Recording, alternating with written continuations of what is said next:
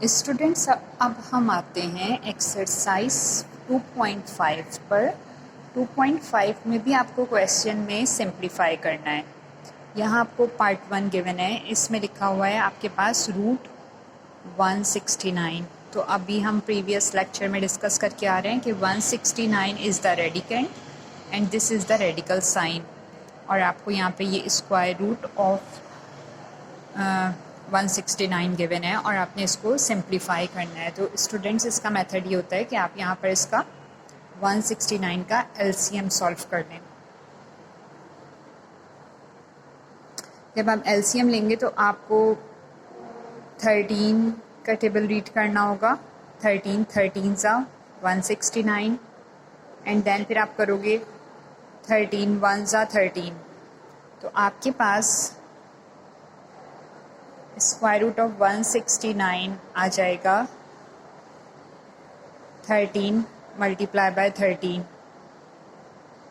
और आपको ये सबको मालूम होगा कि जब 13 का पेयर बन जाता है तो स्क्वायर रूट से 13 बाहर आ जाता है। या इसको आप ये भी इस तरह भी लिख सकते हैं कि जो साइन है ये रिप्रेजेंट कर रहा होता है,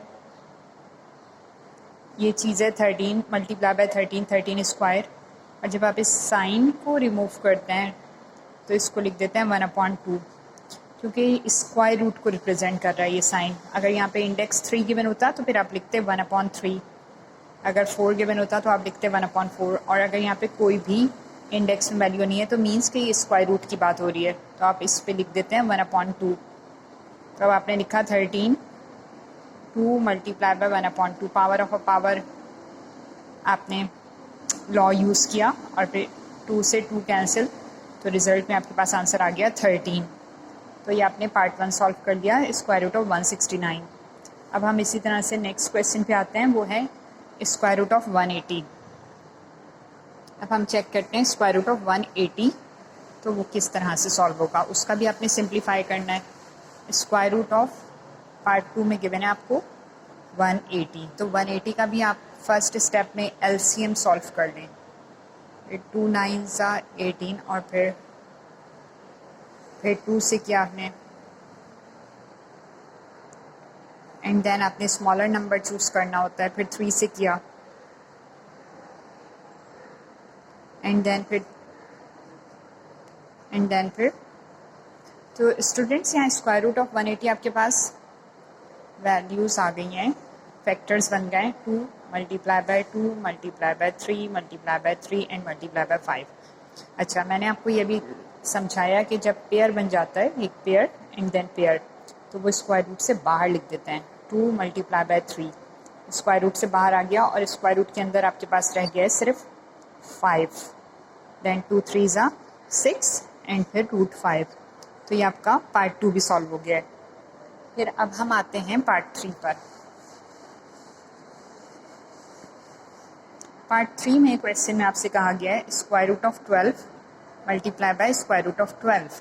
तो स्टूडेंट्स, इसको हम एक ही रूट में लिख सकते हैं 12 मल्टीप्लाई बाय 12, और जब पेयर बन जाता है तो वैल्यू बाहर आ जाती है, तो सिंपली आप लिख देंगे इसे 12, तो ये आपका आंसर हो जाएगा। इसी तरह से फिर आपको क्वेश्चन नंबर 4 गिवन है।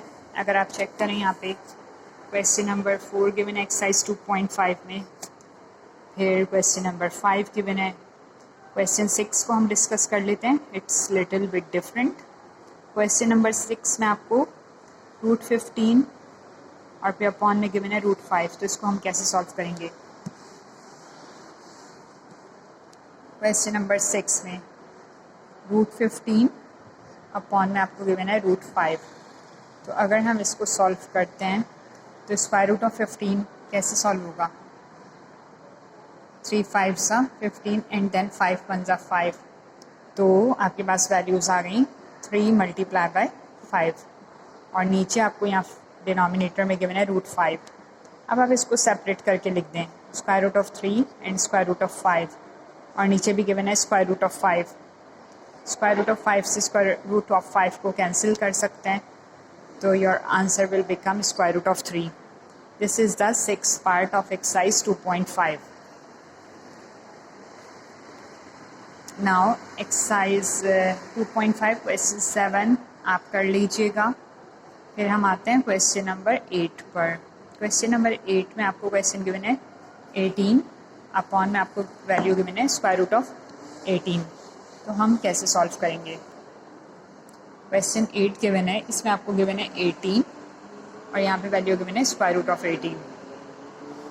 तो स्टूडेंट्स यहाँ पर आपके पास आप एक रैशनलाइज मेथड यूज़ करेंगे। रैशनलाइज मेथड में ये होता है कि आप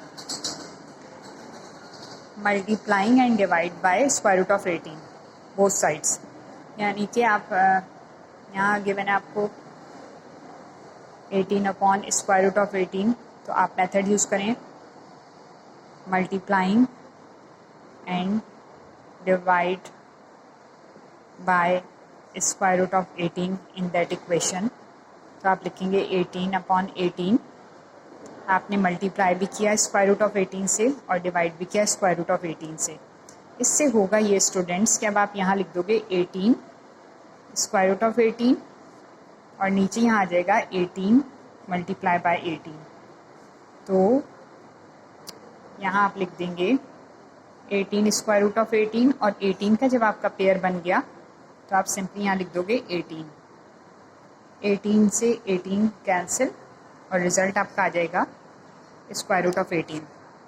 this is question number 8 of exercise 2.5। अब हम नेक्स्ट आते हैं क्वेश्चन नंबर 10 पर। 9 आप कर लीजिएगा। अब हम देखते हैं क्वेश्चन 10 कैसे होगा।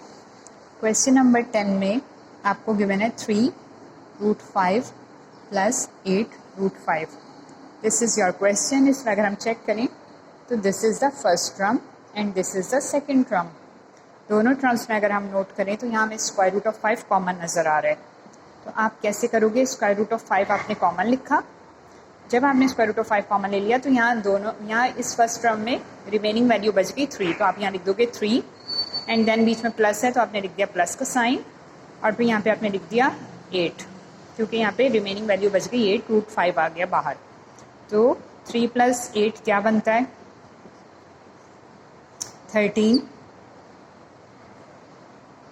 11। आप इसको इस तरह से लिख देंगे 11 and root 5। This is your answer. I hope कि आपको क्वेश्चन 10 अच्छी तरह से समझ आ गया है। अब आप क्लास क्वेश्चन नंबर इसका 11 एंड क्वेश्चन नंबर 12 अटैम्प्ट कर लीजिएगा तो ये आपका एक्सरसाइज 2.5 एंड हो जाएगी।